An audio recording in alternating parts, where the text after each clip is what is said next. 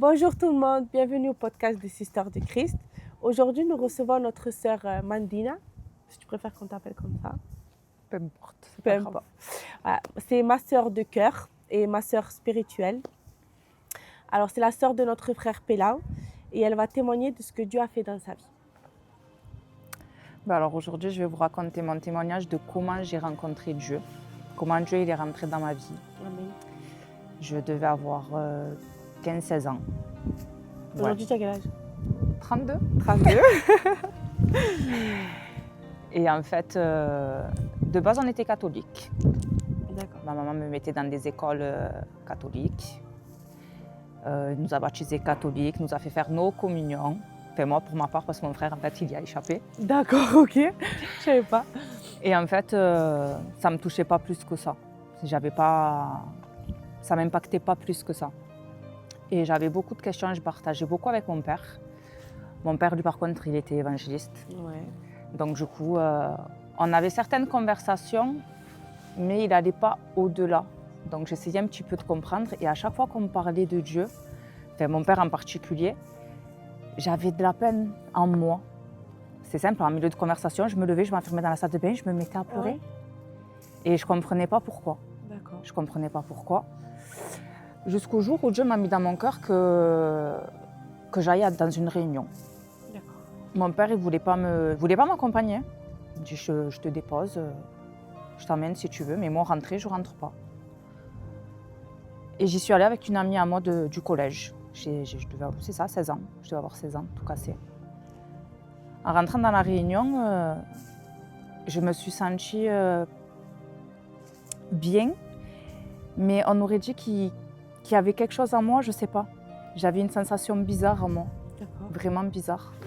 Et quand ils ont commencé à chanter les cantiques, c'est là où j'ai commencé À déverser. à déverser. En sortant de là-bas, je dis à mon père, franchement, ça m'a plu, j'aimerais bien y retourner. Je sais que Dieu, à ce moment-là, il avait touché mon cœur. Je savais qu'il avait fait quelque chose de spécial parce que c'était un truc qui m'avait atteint, en fait. Je le voyais. C'est spirituel, c'était C'est pas... ça. Je commençais à lire ma Bible, tout ça. Et j'y suis plus retournée. J'y suis plus retournée. Donc, du coup, je prenais ma part à part. D'accord, toute seule. Toute seule. Ouais. J'écoutais mes cantiques. De temps en temps, je lisais ma Bible. Et à cette époque, on nous apprend que mon père, en fait, il a un cancer. Un cancer qu'il fallait opérer d'urgence parce qu'il pouvait y passer à tout moment. D'accord. Ça a été la première fois que j'ai pu élever ma voix vers Dieu, en fait. Lui demander, en fait, qu'il garde mon père, qu'il guérisse mon père. En fait, je voulais voir un miracle de Dieu à ce moment-là. D'accord. Et c'était d'une manière même que je ne savais pas de la manière dans laquelle il fallait que je m'y prenne pour prier, pour demander. Ça a été la toute première fois. D'accord. Mon père se fait opérer en urgence. Il sort de l'hôpital. Il commence sa chimiothérapie.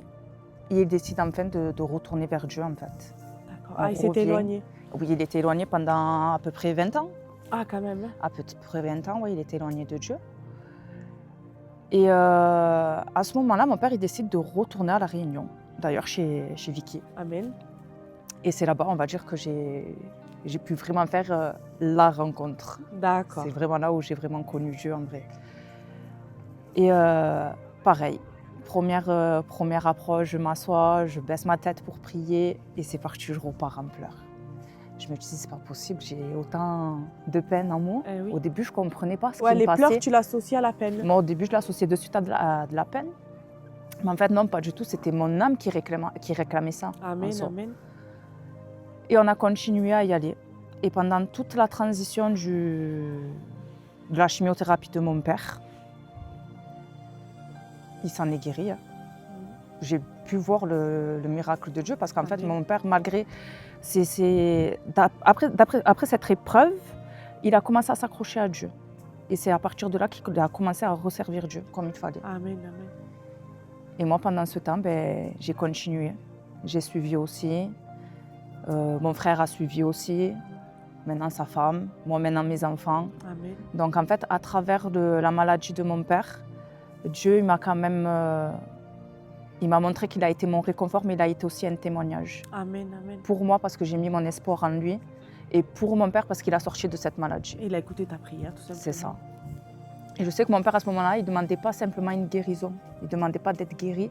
Il demandait juste de pouvoir être en règle avec lui. Ah, gloire à Dieu. Donc, c'est vrai qu'il a guéri, oui. Physiquement, il a guéri. Il n'a plus de cancer par rapport à Dieu. Hein. Ça j'en suis consciente.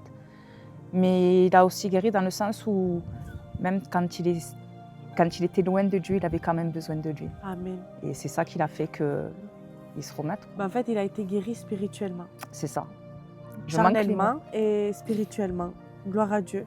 Parce que des fois, quand on demande comme tu voulais que ton père soit sauvé, mais il a fait plus que ça. C'est ça.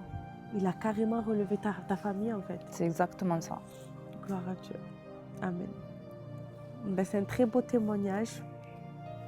Il ne faut pas oublier que quand Dieu il nous donne des épreuves, il ne nous donne pas un peu après, il nous donne beaucoup. Je ne sais pas si c'est à tout le monde, mais Dieu l'a fait aussi pour moi.